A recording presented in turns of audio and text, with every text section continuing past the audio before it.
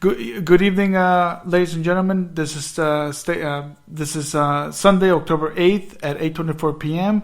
This is Federico Lines of States Rights Radio and Seth Hancock of Seth Hancock Reports.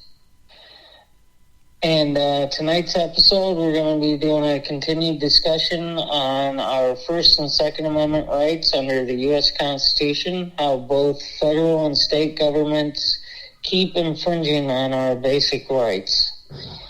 We're going to let's start with the First Amendment. Federico, I know you've got some thoughts this week on that. Yes. Let's start with the first sentence of the First Amendment. That, with what's going on with the Middle East, with religion and all that. So the first sentence says that Congress shall make no law with an establishment of religion. What does that mean to me and to you, Seth? But basically, why is it so difficult to understand that Congress, the government, is not going to make any law favoring one religion or another, whether it's Christian or Buddhist or Judaism or Muslim or, Satanism. When are people going to realize that? That's what infuriates me, that people think, and I hate when Sean Hannity or Tucker Carlson or Candace Owens or Charlie Kirk said that this nation was founded on Judeo-Christian values. No, it's not. It never was. Yes, they were, I take it back. There were Christian individuals here, absolutely right. But deep down, that's the whole point why this amendment was added, because this government was not to show privilege from one religion to another. So that's my main concern, is when are people going to finally comprehend that first sentence and stop with this nonsense of saying that we're a Christian nation or we're Judeo-Christian values? When are we going to stop with that nonsense? Well, how about you, Seth? Basically, the importance of this is really a lot of, that even within Christianity, I'm a Christian, even within Christianity, there's a lot of debates between different sects and denominations. And really, the whole point was to protect people's freedom to worship.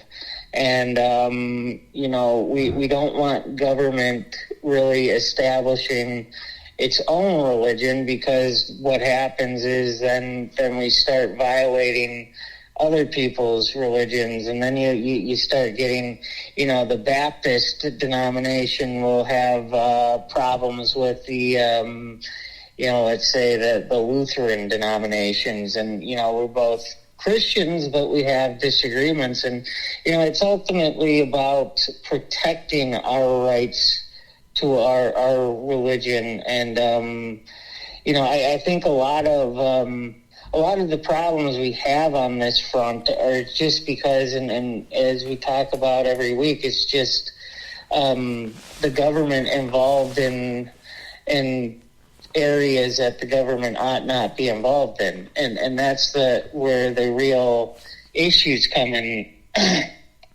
into play. It's like I've said with with government schools, is that the big issue there is you have people of many different religions and different backgrounds, all in the same school, and you can't favor one religion over the other. And as somebody who believes that, if I had kids, I'd want them to have a religious education, but I would pay for it myself. I would, that's the big issue, is the government's involved in too many things that it's not supposed to be involved in, and it causes these problems.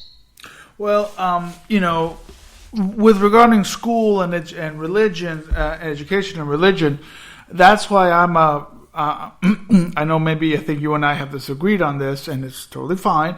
But I do agree with the school prayer being unconstitutional. Right now, if I'm not mistaken, in Texas, they're proposing a bill to have the Ten Commandments in certain school districts or in certain public school buildings. And again, you're giving privilege to one religion and protection to one religion, but not to the other religion. So what if that majority of school district has Jewish students? They would probably they will feel slighted if a Ten Commandments is there, because they don't believe in the they're not. That's not the belief in the even though that's in the Old Testament, but that's not really in the belief of a Jewish philosophy. So this thing of giving privilege to one religion to another, and saying the Lord's Prayer. And again, another episode in The Simpsons where Ned Flanders, who's a devout Christian, he becomes temporary principal, and I'll never forget this scene where he goes, "Let's start this holy day with a prayer," and the superintendent says, "A prayer." That's unconstitutional. That shouldn't be. I don't believe that public prayer should be in the public school, whether it's to favor Christian or Jewish or whatever. And the same thing with the private school, and especially if a private school receives government funds into that private school. So it should be abstained from making any public prayer, any school prayer. So, people have to realize that the beauty of the United States, the beauty of this republic, is the individual liberty that, right now you have Hamas proponents speaking their minds in Times Square, and you have Jewish proponents speaking in Times Square. I will not favor to listen to one or the other, but I will give them the chance to speak their mind. They're in the United States. If they're U.S. citizens, they have that right. I don't have any right to shut them up, and neither has the government. So they can speak their mind. They can say whatever they want. I really don't care, as long as there's no violence. But they can speak their mind, and that's the beauty of being in the United States, is that you can speak your mind without any repression from the government or from another individual. Yeah, and I'd say on things like the Ten Commandments in schools, I obviously don't have a problem with the Ten Commandments, but I think it avoids the real issue here. It's that we've allowed the government to teach the students, and I think it's kind of a distraction. I want a completely privatized school system. I want parents to be responsible for getting their kids educated, and if you have a truly private school, then and it's a Christian school, of course the Ten Commandments would be posted there. But it really all gets to the fact that the government is taking all our money and giving it to institutions that the government's not supposed to be doing. And that's really where we get that's really where the problem is, and nobody discusses those problems if we're kind of going after these distraction issues that and prayer in school, it's obviously, I think a student has free speech and the free expression to pray on their own, but there's such a mess because the government's involved, and that's, we got to get the government out of what the government's not supposed to be in. Oh, no. Yeah, I agree with you there. It's the government has evolved so much into religion that, but again, it contradicts the First Amendment. It contradicts. Why is the government so involved in religion if it says it's not going to get involved? So there is a contradiction there from the National Prayer Breakfast. There's a contradiction in Tennessee, where they outlawed the teaching of Darwinism and only the teaching of creationism. Why is government dictating this? Why aren't parents dictating this? But again, that's what happens when you have public school education, which, yeah, you're right. I oppose public school education. I think there should not be any public school education in every state. But, I'm not here to control every single state. I'm just going to control my state or your state. And, if Tennessee is, when they had the Scopes monkey trial, I think that law was stupid. I think that law should not even have existed. I think you should let the kids decide what do they believe in. Do they believe we come from apes and monkeys, or we believe we came from two human beings in Mesopotamia? So I think it's time to let the children decide and not the government, and let the parents decide as well. But, also, what bothers me is the extremists where, they want parental privacy rights, but they don't want parental privacy rights on other things. And on how parents want to raise their kids. If parents want to raise their kids as, if they believe that their kids have a mind of their own, and if they believe that a little boy wants to be a little girl wants to be a little boy, I mean, that's up to that parent. So why are you denying those parental privacy rights in the name of religion? And that's where the extremists come in, that I don't agree with them. But you're right. Government should be out of religion, absolutely, and not be involved. I mean, again, it's a contradiction in terms with the First Amendment. Government should not be in it, as it strictly says in the first sentence of the First Amendment. Yeah, and it's ultimately these issues are only going to get more magnified as long as we keep going to the government for the solutions, and it's going to cause more rifts and more divisions. I personally think that a lot of these issues, things like we have these book controversies in the school libraries, and the whole thing is, the way I see it is, there's of course many books that there's going to be a book that everybody thinks, yeah, that should not be in a middle school, elementary school, high school library. I mean, the Kama Sutra, I would hope nobody really wants that in a school library, but it's educational. But the whole thing is, when we have the government involved in this, it creates these controversies that don't need to be there, and that's what I want to focus on with people, is just look at the real source of the problem and why there's such a divide. And there's always this idea that the left-wing parents think that they speak for all parents. The conservative parents think that they speak for all parents. Well, you all speak for yourself. I mean, that's the thing is, we just look at this collectivist kind of mindset from both sides, and nobody is fighting for individual liberty, and that's the big issue. Well, the thing is that conservative parents speak for other parents, liberal parents speak for other parents. Then you get the government involved in political campaigns, and it's been 20 minutes now, and here I bring out the word Trump. It's, this thing that, people seek for somebody to help them, because Trump is the first one that said that we are a Christian nation. We're not a Christian nation. We're a nation of all nations. We accept people from all around the world. Even when the Pilgrims were English settlers, you had Dutch settlers, you had Norwegian settlers, you had Spanish settlers. So it wasn't just the English who settled this country. It was Spanish, it was Dutch, it was Norwegian, it was, a lot of people, French settlers. So, it's this, infiltration of, we involve the government because they want to, because they want protection. They want,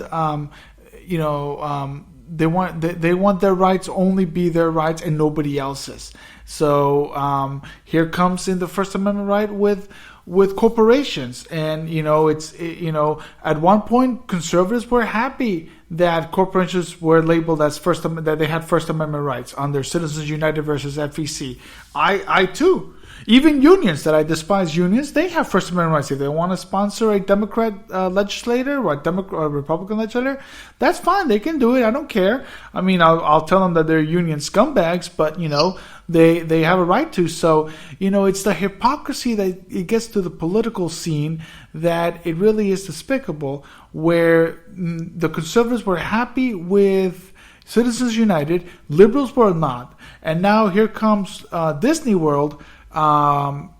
Being critical of Governor DeSantis of Florida's anti-gay law, and liberals are now saying, wait a minute, corporations have First Amendment rights. And, a couple of years ago, you said, wait a minute, a couple of years ago in 2012, you said corporations don't have no rights. Now they do have rights. So it's the hypocrisy of both sides that it makes me sick and makes me, want to just vomit. Because I hate hypocrisy. Either you're for something or you're against something, but you can't switch sides just like that. So, Citizens United does have a First Amendment right. Corporations does have First Amendment rights, as well as Disney. And what DeSantis did in retaliation to that is National Socialism. He's trying to take over private corporations. That's why he's failing in Florida. He's failing in the rest of the country. Because you're attacking private businesses. I mean, Disney, as much as people don't like its movies nowadays, but it's a business and it's trying to make money. And if they want to be critical of some policy, they can be critical. The Supreme Court just affirmed it. So let's stop the hypocrisy here and just focus that everybody has First Amendment rights. Yeah, and I think the big issue here is that the thing with corporations is that we've got this centrally controlled economy, and so many of the corporations are in bed with the government, and they own politicians. They own all. I mean, and most corporations give money to both sides of the aisle, of the political aisle, and to me it's so obvious that everybody's controlled. But like with the thing with Disney, and maybe you can enlighten me here. When this happened. I remember when DeSantis, took away their special taxing district status. Conservatives across country were really excited, going after Disney. And, I remember seeing it. I didn't know anything about the special taxing district.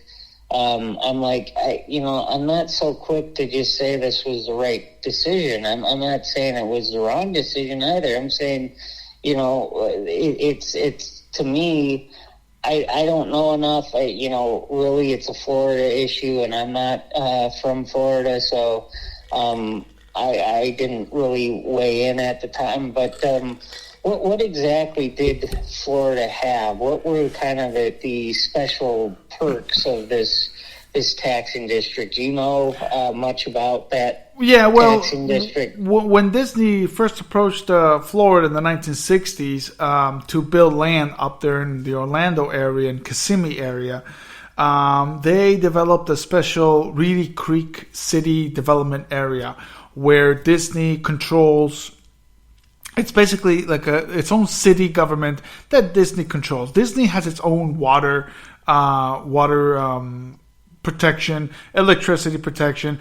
And, this is a special tax privilege that Disney obtained with negotiation with the Florida government back in the 1960s.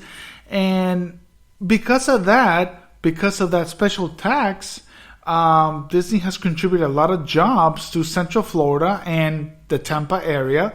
And again, I'm all in favor of, because of we corporations and citizens are taxed so much that if a conglomerate company like Disney wants to come in and build jobs and you have to think it that way. Yeah, it's a special privilege, but that special privilege will bring jobs to the community, will bring growth to the community.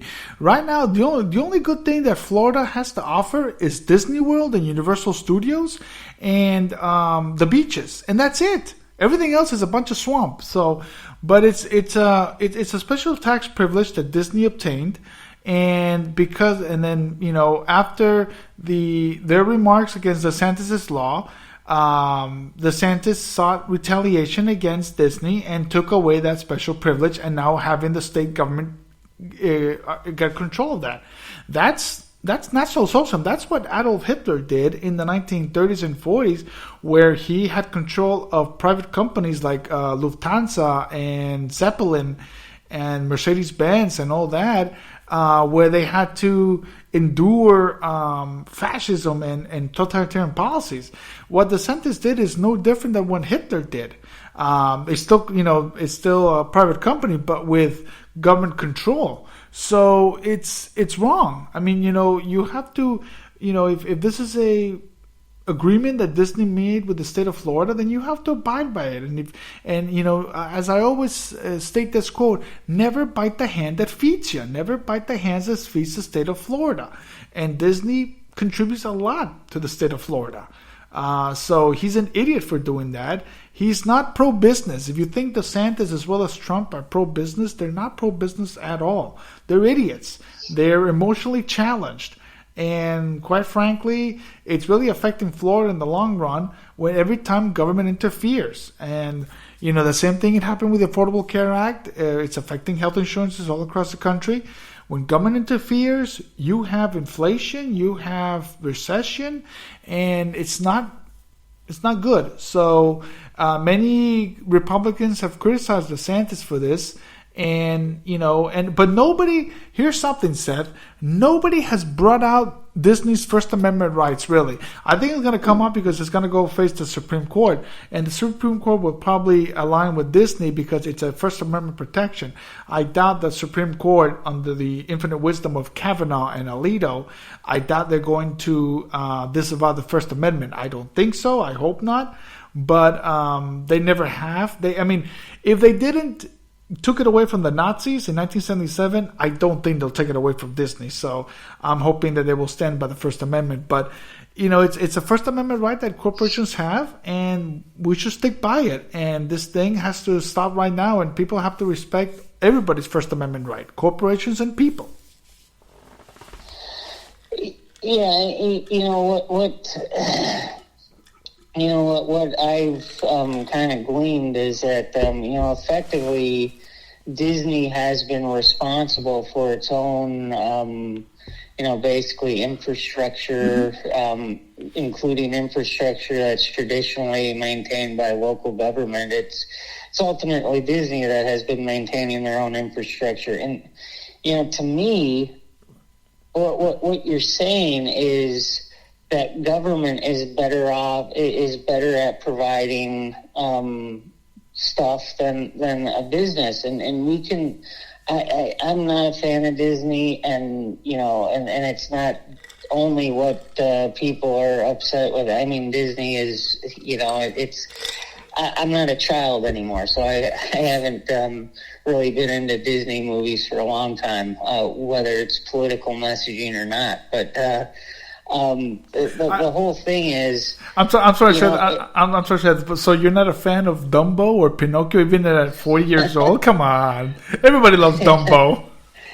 Well, it's not my thing anymore. I just, I'm an adult, so it's, I might have some. There might be some movies that maybe there's nostalgia value to it, but to me, what ultimately should happen is, okay, Disney has this kind of special treatment. Why don't we, instead of taking away that special treatment, why don't we open it up to more business, to everybody having that same treatment? And allow true competition to develop. And ultimately, we're in a place where I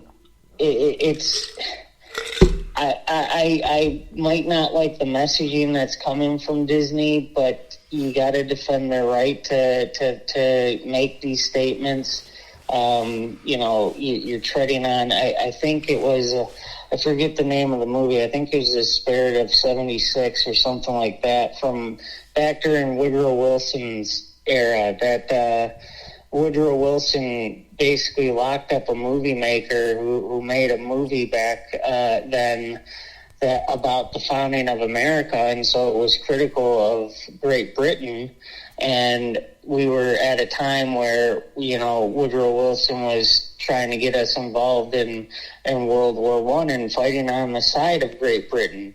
And so Woodrow Wilson went after this movie maker and arrested him, gave him a 10-year sentence for making a movie about the founding of America. And the Supreme Court at that time ruled that, actually movies do have are protected under the First Amendment. So it's the biggest issue is people are, to combat what you don't like about Disney. And there's a lot that I think people shouldn't like about Disney. To combat it, what you need to do is compete with it, not use government to shut it down. We need to have competition, and people need to start building competing institutions, because that's the real way you actually defeat them. If you don't like what's coming out of this business or that business, is you compete with them and you provide a better product.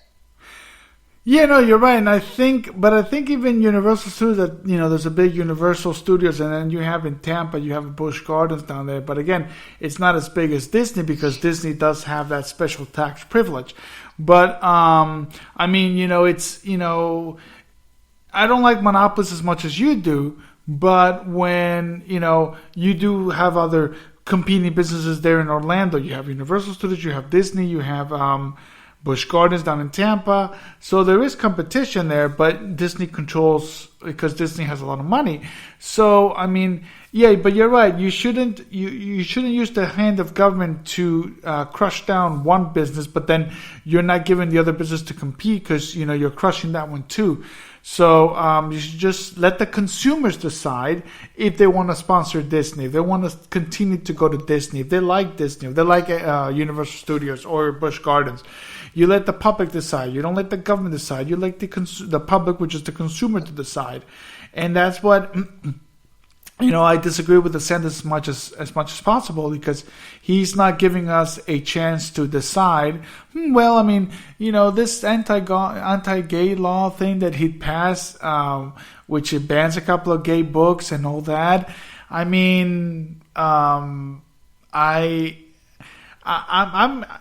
It should be in the public libraries. It should have a section there, and if the parents wants to take their child to that public section and give a book based on homosexuality to their kid, hey, that's on them. That's that parent.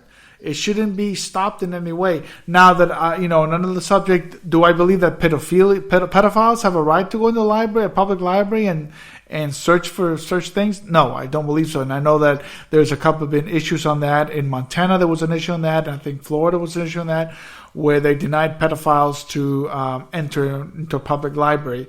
And I don't believe so. But if they have these type of books in a section, and if the parents wants to take their little child into that section and starts reading from those books, that's their call. That's not my call. It's not the government's call. It's not anybody's call. It's up to the parent and the child. So, but as far as Disney having First Amendment rights, as I do, or this parent that wants to teach this kid whatever, yes, I think Disney has First Amendment rights. As Citizens United, as the Supreme Court stated in 2012, corporations have First Amendment rights. They can say what they want without any reprimand or restrict or persecution from the government, because it's not what America was built on. This thing of having reprimand and restriction, what DeSantis did, is just shameful, and people should be ashamed, because it's going to target you next. Whatever it is, it's going to come after you. So that's why, one thing I remember when Obama was in office, and I think Obama's press secretary closed the doors on Fox News. And all of a sudden you saw CNN, MSNBC, and other liberal channels saying, no, we're not going in unless you let Fox News in, because they know that if they permit that, one day and another, they're going to be with their doors shut. And lucky behold, Trump did that same thing with CNN. So, they have to stick together to protect their rights together, because it's going to hurt them in the long run. For example, when there were censorship on music labels, you had John Denver, you had D. Snyder of Twisted Sister, you had Frank Zappa go and testify Congress against Tipper Gore and her crusade of morality in the music industry. Music as well as movies or whatever have First Amendment rights. People have to understand that. It's thing that government should not be restricting anything whatsoever. Once government restricts, then you lose our liberty. Yeah, and it just gets down to that there's really a desire from both sides to use government to force their will on people. And what we should be doing is we should be going after liberty and getting the government out of the way so that we can compete and we can encourage people to compete. And this is the problem is we just kind of look at all the institutions that are in place right now are I think when it comes to like Disney, is the real problem is people, a lot of conservatives ultimately really like Disney, and they don't like that they've gone astray, if you will. And they really want to, get Disney back into line to what they thought it was at one time. And I'm saying we need to start building and competing with these things. And nobody wants to build anything. That's a big problem in America, is we just want to get in these little squabbles and not do anything on our own. And it's just liberty first, and then we'll sort the rest out. Well, liberty first with consumers deciding. I think that's where liberty comes. We don't need the government to decide for ourselves. We can decide for ourselves. If we think Disney is wrong, then fine. Then we don't send money to Disney. It's like, for example, I forgot. There was an issue where I said I wasn't going to support that store or that business because of some policy, and I stick to my guns. It's up to me to say, okay, I'm not going to shop there, but I'm going to shop there. Like Publix. Publix endorsed Ron DeSantis and says, okay, from now on, I'm not shopping at Publix. I'm going to shop at Trader Joe's. It's a decision of the consumer, and that's where my liberty starts. It doesn't start with government. It starts with you. It starts with liberty. It starts with the individual. So people have to understand that. Just because, this politician says, oh, I'm going to stop this, or I'm going to do this. No, I don't want you to do jack squat. Leave me alone, and I'll decide for myself. I got my liberty. I got my rights. I will decide where to shop, where to go to vacation. I mean, for example, I'm not going to go to vacation to California. I don't want to end up robbed or whatever. Now, one place that I do want to go is Chicago, because I love Chicago. And I'll go to Chicago more than LA or San Francisco, which I like San Francisco too. But, I'll decide to go to Chicago again. I love Chicago. I think Chicago's the best town in the Midwest. So that's my decision.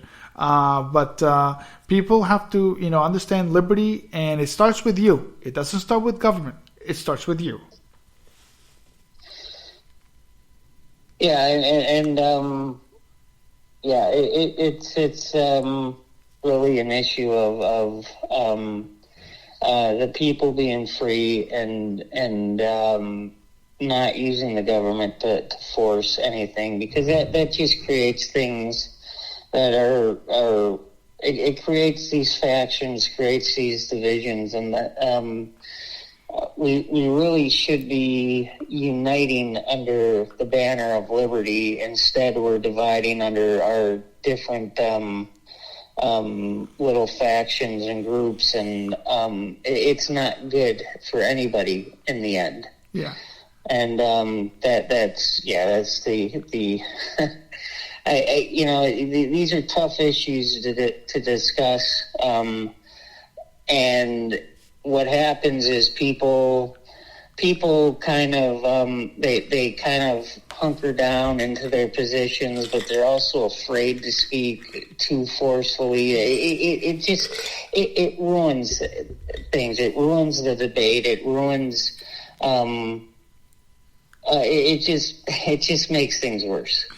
Well, and this is where our next topic comes, where, people are unaware of their rights, unaware of their individual liberty.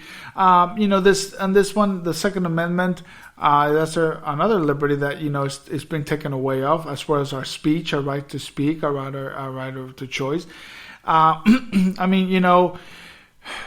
This is one that I've really studied, the Second Amendment, the language of the Second Amendment, and, people have to understand that, I don't believe the Second Amendment is just guns. I believe the Second Amendment means arms. It could be your sword, your knife, your gun, whatever. Whatever you consider an arm, you have a right to defend yourself against a tyrannical government. I don't believe it's just solely about guns, as the NRA says it, or National Association of Gun Rights, or Gun Owners of America. I don't think it's mainly guns. I think the Second Amendment is more than guns. It's protection against tyranny, and you have a right to protect yourself, whether it's a gun or a knife or whatever. And states have a right to protect the citizens on that. One case that I did mention to you before is that Missouri is asking the Supreme Court to not allow federal officials to intervene to enforce federal gun laws. I'm like, what? Are people from Missouri more dumb than I think they are, or they're just ignorant? You don't have to ask permission. You have the right to say to federal officials, you're not going to come here to enforce. You're not going to. You can come here to enforce your own gun laws. We're not going to support you. We're not going to cooperate with you. You can come in, but we're not going to give you 1 inch of our budget to this. So, this is where also it contributes to the ignorance of Americans. And again, the Trumper movement, the liberal movement, the conservative movement, the Republican movement, the Democrat movement has contributed that sense of ignorance where they fail to know the rules of federalism of this government, of this country. And that's just, when I read that article, it just really upset me because the level of ignorance is yay high in this country. Yeah, and, ultimately, people need to understand that, when it says shall not be infringed, it means shall not be infringed. And, you think about, like you said, it's not just guns that are protected. It's any type of weapon that is used to defend yourself is protected. And we've obviously we've got the like the bump stock ban. This week the Supreme Court upheld the bump stock ban. And ABC News had their headlines: the Supreme Court upholds bump stock ban, and big win for gun safety advocates. So you kind of get an idea of where they're coming from.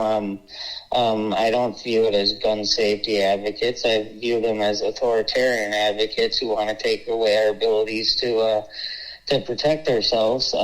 But a lot of people don't understand the real issue here because, a lot of people don't use bump stocks, and they think, it's perfectly fine to ban bump stocks. It's not banning guns, but it's ultimately the way Donald Trump was the one who did that. He's the one who said said that he can use executive order to ban the bump stock. So you just set the precedent for Joe Biden to now use executive order to go after different, gun control legislation that he thinks he has the ability to do with executive order because Trump did it.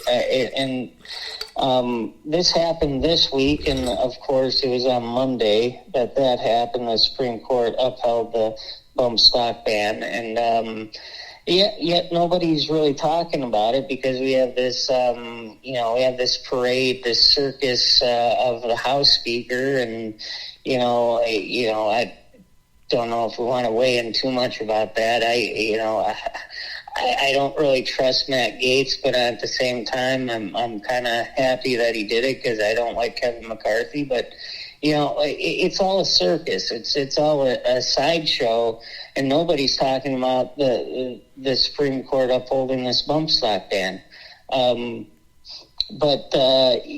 It's. That set a dangerous precedent that Donald Trump would do that with executive order, and yet nobody seems to care. He's playing 4D chess, I guess. It's really annoying that people can't see how dangerous that was, and on the good. And the good news is that, Trump is kind of facing the wrath of his own beliefs that you can take the guns first and do the due process later, because another thing that I saw recently was Reason Magazine did a piece on basically Donald Trump was not allowed to buy a gun when he was, out campaigning at some gun shop because he's now under investigation for several felonies. So it's kind of like, he gets what he deserves for his ideas that you can take the guns first and do the due process later. Yeah, that's a boatload of poetic justice, political poetic justice right there. That Donald Trump was quoted saying, "Mike, let's take the guns first, then we'll take him to court." No, I mean, if this man is suspected of a crime, then you will, you cannot deny his Second Amendment or any rights until he's convicted. So again, but this is the hypocrisy of the political movement. And, with just a brief thing with what happened with the speaker and all that, all I have to say is that if Newt Gingrich was Speaker of the House, he would have ousted Matt Gaetz quicker than you could say Clinton impeachment. I think Matt Gaetz, Kevin McCarthy, I'm not a big fan of him either. I think he's a weakling. I think John Boehner was a little bit smarter than Kevin McCarthy. But I think, who are they going to, and people are saying, let me ask you this, just off topic, can a non-U.S. member of Congress be in line for the Speaker's chair? There's nothing in the Constitution that says it has to be an elected member of the House. So basically anybody could be. I think back when I think it was Paul Ryan, when he was going in, there was some banter about who should be Speaker at that time, and I was supporting. I wanted Ron Paul to be Speaker of the House. Yeah. So I think that's just a sideshow of a sideshow, and I think they're not facing the real issues that's affecting this country. But yet again, that's the political atmosphere that we live in. And when this is the excuse of a Trumper, is that, well, Democrats do it. Well, if Democrats do it, it doesn't make it right. So why are you doing it? If Obama was also the one started saying, I have a pen and I have a phone. Well, okay, fine and dandy, you have a pen and you have a phone, but you have a Congress, and the Congress will dictate what the law is, not you. You enforce the law, they dictate that law. So, that's also where they also got that precedent, but also the precedents of, Democrats are sneaky people. Well, if they're sneaky people, then why are you sneaky people? It's ridiculous, that hypocrisy that Trumpers and Republicans are doing now. And with the Second Amendment, this is another one that, people fail to grasp simple language. I mean, it's not even that hard of a language to understand the second, as well as the First Amendment. It's not hard to not comprehend. A well-regulated militia, comma, there is a comma there, being necessary to the security of a free state, comma, the right of the people to keep and bear arms, comma, should not be infringed. To me, that sounds that it's telling us that there is a national military in a free state, but also because of a national military, the national military has to respect the rights of the people, to the right to bear arms, the right to own a gun, own a sword, own a knife, a bat, whatever. So to me, it's quite simple. So the rulings that we heard in 1934, U.S. versus Miller, Justice Joel McReynolds, that starts saying that well-regulated militia is a militia, not, that people, it's a militia that's a right to own and own guns. It's completely BS and not true. I mean, the language is so clear. I understand it as there's a national military, but there's also the right of the people. I mean, how can people not comprehend that? I think they do comprehend it, but they just want control. And liberals and Republicans, the ones that are in government right now, they just care for control. And they, of course, have the power because it's the federal government, and it's become a bigger federal government. But, it's quite of a simple language that ordinary people should be facing, saying, this makes sense. This, it doesn't say a national militia to right to bear arms. No, it says a right to in a militia, and the right of people should not be infringed. So this is another one that, people don't understand or don't want to understand. The simple language is not even, it's not even third grade. It's like a third grade English composition. People should be able to understand it more. Yeah, and people should value it too. I mean, it's ultimately protecting your rights, and what is it? I think is it Sweden or Switzerland where every citizen is required to own a gun. I'm not calling for that. Switzerland is the country. I'm not advocating that everybody be forced to buy a gun, but or buy self-protection. But ultimately, it's your rights. Mm-hmm.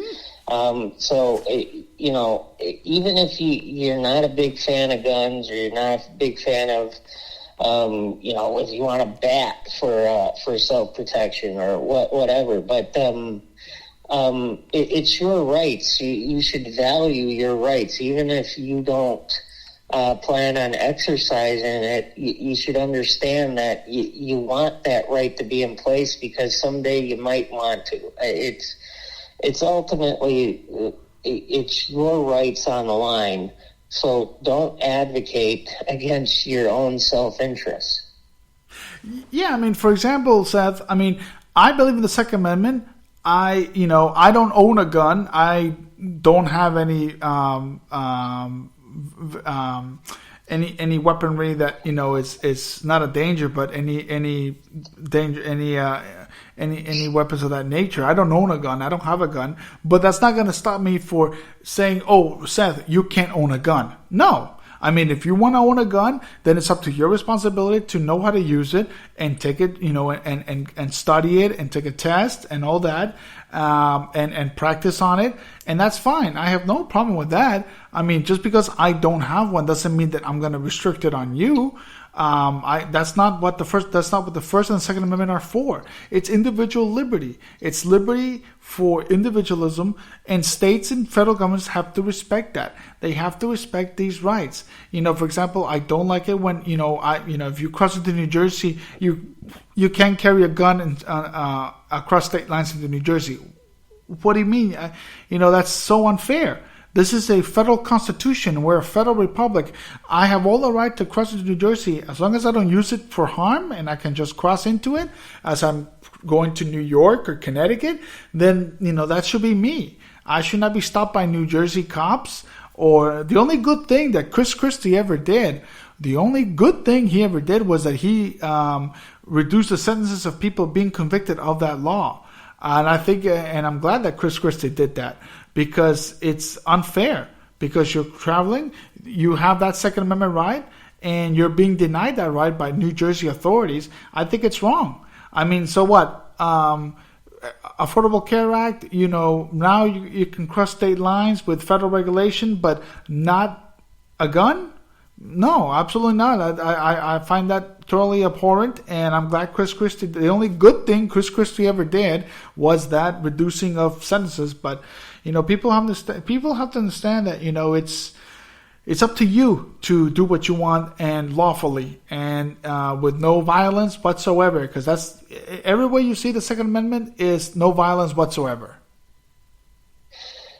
Yeah, and I think a lot of it comes from this fear of the guns instead of the people who might misuse the guns. I grew up in a hunting family, so I learned about guns safety at a young age. I was always around guns at a young age, and so I've never been afraid of the guns. But it's just ultimately, the idea that more guns is less crime. I believe that. I believe if we had more people carrying, I personally believe in open carry. I think if we had more people, law-abiding citizens, open carrying, we'd have much less crime, right?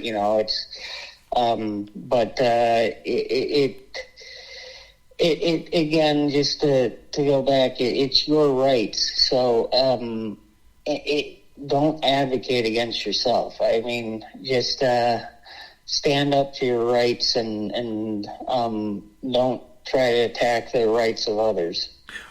Well, I mean, you point out that, the more guns creates more safety. Yeah, you're right. More arms. If people were allowed to carry arms and protect themselves, people carry mace, people carry, I was just seeing a clip of Crocodile Dundee where, he was walking around across New York and this guy comes up with a little knife and says, "Give me your money." And then he's like, "That's not a knife. That's a knife." And what happens? They get scared and they leave. So, if you're protected by a knife or a sword or a gun, then, I don't believe that it's just guns. I believe it's arms. We need to protect ourselves with the right to bear arms, the right to protect ourselves, whether it's a gun or a knife or a sword or a bat or a leather pipe or whatever, or a golf club, whatever. I mean, it's an arm, and it's giving us that right to protect ourselves and know that right to protect ourselves. Like, you want to protect yourself with a gun? Hey, I'm not going to dispute that. If that's your right to, if that's your right to bear, that's your right to bear. My right to bear is, whatever I can find. Whatever I can find to protect myself, I'll protect myself. It doesn't necessarily have to be a gun, but, and people have to know that. People have to know the exact words, what the Second Amendment means. And I don't think people know. People just think guns because, you've had mass shootings. You've had a lot of mass shootings with a lot of the AR-15s, shotguns, too, and it's not just about guns. It's everything. It's your right to defend yourself with whatever it says it is. The right to bear arms, the right to defend yourself, and people need to know that. So my last thought on this is know your right, your First Amendment right, and that's very important because that's your right to defend yourself on free speech, not free violence, and the right to protect yourself as the right to bear arms, not with a gun, but with anything else. But know your rights. And it's your rights, and the government cannot take that away from us. They cannot.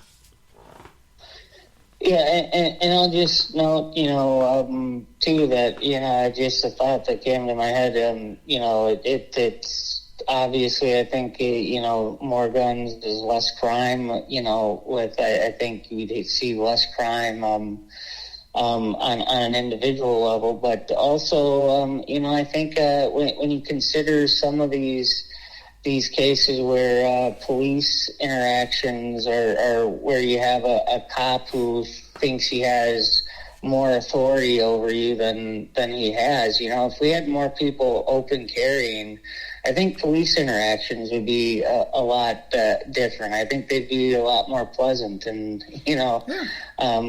but that's just a thought. But it's your rights. Protect them, defend them, and don't attack other people's rights. No, don't attack other people's rights, and don't let the government attack them on your behalf. You have to be responsible for your own rights and your own responsibility. So, I know we keep repeating this, but, this should be our mantra. Know your rights. Right? This should be a mantra that you and I should keep repeating to our listeners and followers. Know your constitutional rights. Know your rights, because the government cannot take that away from you. Whatever it is, if you voted for DeSantis, you voted for Trump, you voted for Biden, they're still your rights, and nobody has a right to take them away. Yeah.